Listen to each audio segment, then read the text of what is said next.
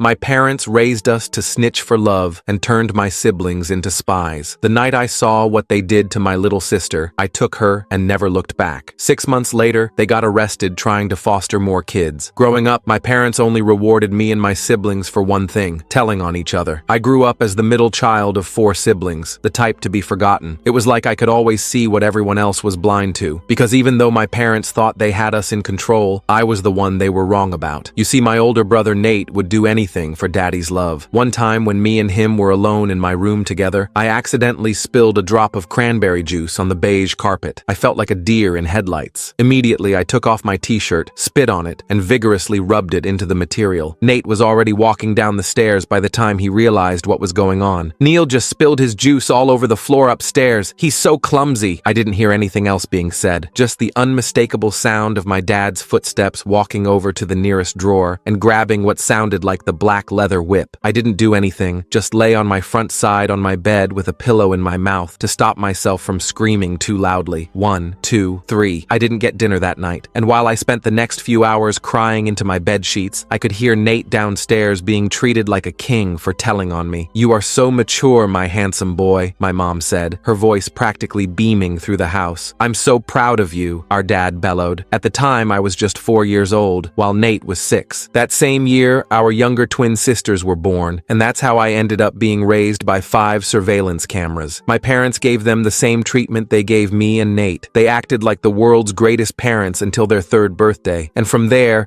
they'd withhold all affection from them. No nice words, no hugs, nothing. Unless they did one thing: start telling on each other. By the time I was 10, I had been wailed on more times than I can count. Not cleaning my room properly, leaving leftover crumbs on my plate, crying too loudly, wearing clothes that showed any indication of my injuries. Meanwhile, my siblings only got it once or twice a year, because from all the punishment I learned one thing: it was the last thing I wanted to inflict on my siblings. So even when I caught them doing things, I'd never tell on them. Heck, sometimes I'd even take the blame for it. And in some ways, it paid off. Like, Nate and the twins always felt safest around me, but none of them returned the favor, not once, because there was something they loved more than me, and that was our parents. Over time, it was clear that I was getting the most amount of punishment, but instead of attributing that to my kindness towards them or the fact I was simply just a good person, everyone started seeing me as the troublemaker. Suddenly, nothing I did was ever enough. If I snored too loudly and annoyed one of my siblings, my mattress would get taken away for the rest of the week. If I accidentally used Nate's cologne instead of my own, no showering for the next 3 days. By the time I turned 18, my idea of family was so distorted